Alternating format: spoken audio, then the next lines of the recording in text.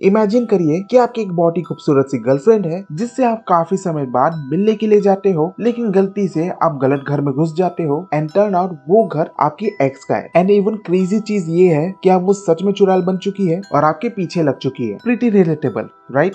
Really, nigga? जहाँ पर इसी तरह की स्टोरी आपको क्रिम्सन स्नो नामक वीडियो गेम में देखने को मिलेगी, जिसमें हॉरर भी है, थ्रिल भी है और रोमांस भी है, जहाँ पर हम इसकी स्टोरी और एंडिंग को एक्सप्लेन करेंगे लेकिन अपने स्टाइल में। So without wasting any more time, let's start a video. तो गेम के स्टार्टिंग में हमें गेम का मेन प्रोटैगनिस्ट दिखाया जाता है जिसका नाम रहता है मार्क, जो कि इम्पोर्टेंट तो है, लेकिन इससे इम्पोर्टेंट क्या है, इसकी गर्लफ्रेंड जॉयस। तो मार्क अपनी गर्लफ्रेंड से फोन पर बात कर रहा होता है और ऐसे में उसकी गर्लफ्रेंड जॉयस उसे अपनी ट्रिप के भाई कई सारे एडवेंचर्स के बारे में बताती है, जहाँ पर हमें ये भी पता चलता है कि मार्क के पास ऑप्शन था कि वो अपनी गर्लफ्रेंड के साथ जा सकता है, लेकिन वो गया नहीं। Why? Why? Why? Oh God! अब क्रिसमस ईव का टाइम है और ऐसे में जॉयस मार्क को बोलती है कि उसे इतना इंट्रोवर्ट बन के नहीं रहना चाहिए और लोगों से थोड़ा घुल मिल के रहना चाहिए, जहाँ पर मार्क बताता है कि ऐसा नहीं है कि उसे कोई याद नहीं करता है, उसे आज एक लेटर मिला है, बस उसने उसे रीड नहीं किया था। तो अपनी गर्लफ्रेंड को बताने के लिए वो उस लेटर को रीड करता है और हमें पता चलता है कि ये लेटर मार्क की एक्स गर्लफ्रेंड ने लिखा है।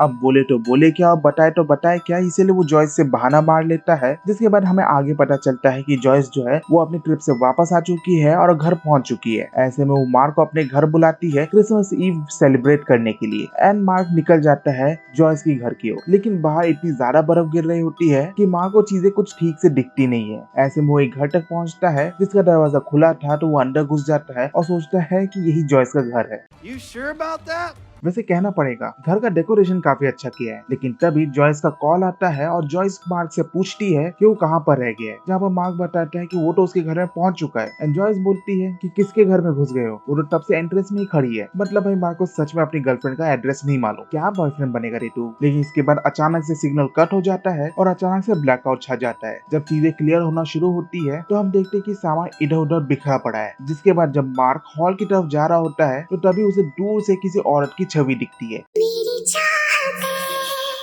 तो फिजा में बहेगी।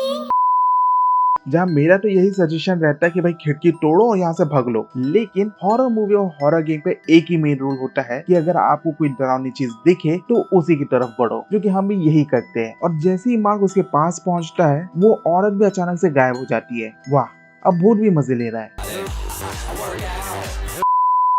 अब यहाँ से मार्क किचन की तरफ जाता है जहाँ पर उसे एक फोटो फ्रेम मिलती है जिसमें एक ओल्ड कपल की फोटो थी, लेकिन मार्क को इतना तो पता ही था कि ये लोग जॉयस के पेरेंट नहीं है। चलो कुछ तो पता है। अब आगे जाके उसे एक टूटा फूटा कमरा मिलता है जहाँ पर टेबल के ऊपर मार्क को एक नोट मिलता है जिस पर लिखा रहता है everything will happen today, it will be our perfect holiday, he is coming soon so I need to get ready, he can not leave, he is already here. 12 seconds later. Honey, are you there?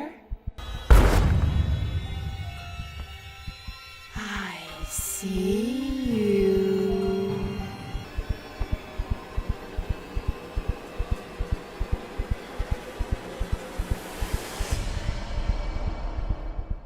जिसके बाद mark बचते बचाते आगे कमरे से होते हुए जाते रहता है और एक लेडी की फोटो को ताड़ने के बाद जब वो पीछे मुड़ता है और आगे बढ़ता है तो होता है रियलिटी में ग्लिच। 10 मीटर का रास्ता 100 मीटर का हो जाता है। ये हो क्या रहा है यहाँ पर? भाई बस कर, बस कर। अरे बस कर भाई। जिसके बाद उसे जॉयस का कॉल आता है और जॉयस मार्क से पूछती है कि उसने क्रिसमस डेकोरेशन क्यों खराब किया, और मार्क बताता है कि वो तो वहाँ पर है ही नहीं। वो वहाँ की सारी सिचुएशन बताता है, लेकिन इसी दौरान जॉयस बताती है और इसके बाद यहाँ से फोन कट हो जाता है और फिर होता है रियलिटी में ग्लिच और इस बार अपना मेन कैरेक्टर ही टेलीपोर्ट हो जाता है। क्या ये स्ट्रेंजर्स थिंग है? अब मार्क को वहाँ के एक स्पेशल दरवाजा खोलने के लिए 3 स्नो ग्लोब्स की जरूरत है, जिनमें से वो एक स्नो ग्लोब को ढूंढ लेता है, लेकिन जैसे ही उसे कोई चीज मिलती है उसकी एग्स भी पीछे पीछे आ जाती है। Sweetie, where are you? Let's celebrate together. No, thank you. अब मार्क बाकी स्नो ग्लोब की तलाश पर निकल जाता है और फिर से वो एक टूटी फूटी जगह तक पहुंचता है और फिर मार्क बचते बचाते फिर से वो आगे की तरफ पहुंचता है, लेकिन उसकी एक्स भी वहां पहुंच जाती है, जहां पर जैसे तैसे करके मार्क को सेकंड ग्लोब मिल जाता है। लेकिन यहाँ पर कंडीशन इतनी टाइट हो जाती है कि लिटरली आप भी बोलोगे यार ये निकलने नहीं दे रही है यार। अब मार्क के पास रहते हैं 2 ग्लोब और उसे एक बोल्ट कटर भी मिल जाता है, जिसकी मदद से वो उन दरवाजों को ओपन करता है जो कि चेन से बंधे हुए थे। ऐसे में उसे उसका तीसरा ग्लोब भी मिल जाता है और सीधे वो फटाक से उस कमरे तक पहुंचता है। फाइनली वो तीनों ग्लोब को उस दरवाजे में फिट करता है और दरवाजा जैसे ही ओपन करता है तो अंधेरा कायम रहे।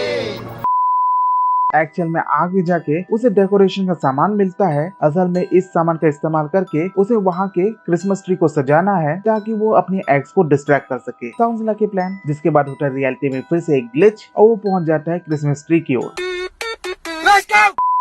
क्रिसमस ट्री को सजाने के बाद वो अपने एक्स को उकसाने के लिए जाता है, जिसके बाद मार्क और उसकी एक्स भागते हुए क्रिसमस ट्री की ओर पहुंचते हैं, जहाँ पर जो एक्स रहती है वो क्रिसमस ट्री का डेकोरेशन देखकर काफी ज्यादा इम्प्रेस होती है। Honey, it's beautiful. जिसके बाद वो वहाँ से चली जाती है और मार्क को वहाँ से निकलने का मौका मिल जाता है। जिसके बाद मार्क उस डीमन से बचने के लिए बेसमेंट के एरिया में पहुंचता है और वहाँ पहुंचकर उसे जॉयस का कॉल आता है, जहाँ वो सारी चीजें बताती है कि वो कितनी ज्यादा खतरनाक है और उसने उसके ऊपर अटैक करने की भी कोशिश की, जिसके चलते उसने उसके ऊपर फायरवर्क से अटैक किया, जो कि एक्चुअल में काफी इफेक्टिव निकला क्योंकि वो उसे देखकर भाग गई थी, जो कि ये इंडिकेट करता है कि उसे ज्यादा रोशनी से डर लगता है और यही उसकी कमजोरी है। फाइनली जॉयस कुछ तो काम आई। अब फाइनली मार्क को समझ आ गया था कि इस भूतनी से कैसे डील करना है, लेकिन उससे पहले उसे यहाँ से बाहर निकलना पड़ेगा। वो एक डोर तक पहुँचता है, लेकिन उस डोर को ओपन करने के लिए उसे 2 जगह के स्विच को ऑन करना पड़ेगा। जहाँ पर मार्क पहले स्विच को ऑन करता है और फिर दूसरे स्विच के लोकेशन तक पहुँचता है, वो भी बड़ी मुश्किल के साथ, जहाँ पर वो फिर सेकंड स्विच को चालू करता है, जहाँ पर इस चीज का पता उसकी एक्स को लग जाता है। जिसके बाद तुरंत वो रूम की ओर भागते हुए आती है और मार्क हर बार की तरह टेबल के नीचे छुप जाता है। I got the perfect plan. This is the greatest plan. लेकिन इस बार वो पकड़ा जाता है। जिसके बाद मार्क को समझ आ जाता है कि अब छुपने का कोई मतलब नहीं है, अब उसे सिर्फ भागना पड़ेगा।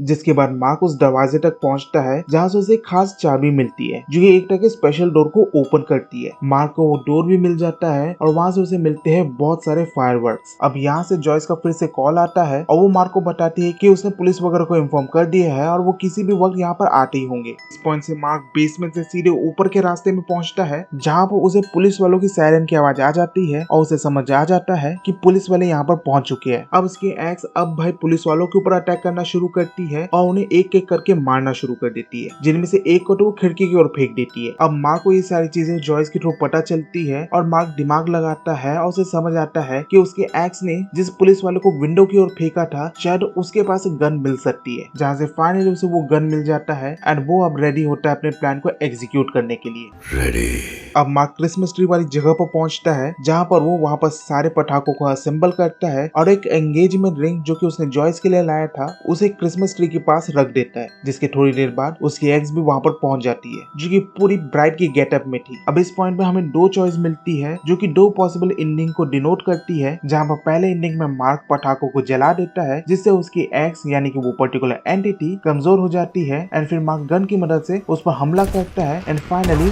उसे हमेशा हमेशा के लिए मार देता है एंड उसके एक्स के मरते ही सारे दरवाजे ओपन हो जाते हैं एंड फाइनली मार्क वहाँ से बच के निकल पाता है।